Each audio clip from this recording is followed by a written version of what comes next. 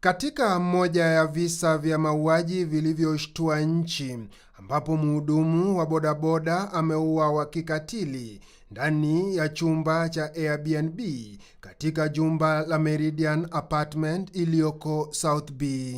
Runinga ya KTN imepata kamera za CCTV aliyeuawa wakati akipeleka simu mpya aina ya iPhone 17 Pro Max, biashara uliomvuta moja kwa moja mikononi mwa wauaji wake.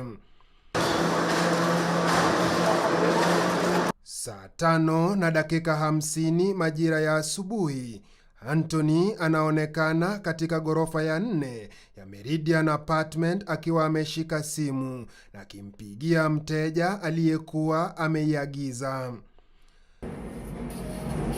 Saa 5:51 anaingizwa ndani ya chumba nambari 72 akiwa amebeba mfuko wa samawati uliokuwa na iPhone 17 Pro Max. Baada ya dakika 9, saa 6:01 kamili, mmoja wa wanaume watatu waliokodi chumba hicho anaonekana akikimbia, mikononi mwake begi la rangi ya hudhurungi, kwa mujibu wa maafisa wa DCI.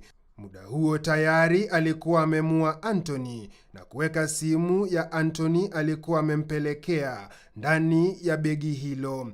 Anaposhuka hadi ghorofa ya 3, anaharakisha kuvaa barakoa.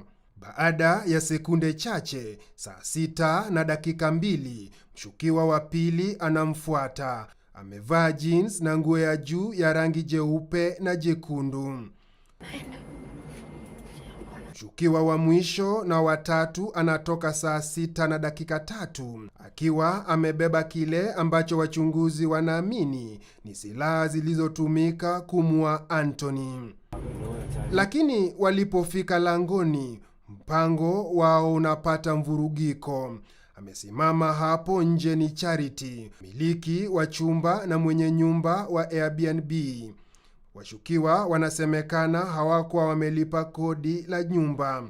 Charity ananyakua begi bila kujua kuwa ndani yake kuna simu walioiba, na bila hata chembe ya ufahamu kuwa mauaji yametokea ghorofa ya juu.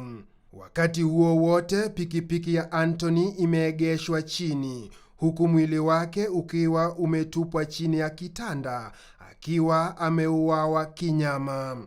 Mauaji hayo ya kikatili yalichukua takriban dakika 9 ambapo wauaji walimfunga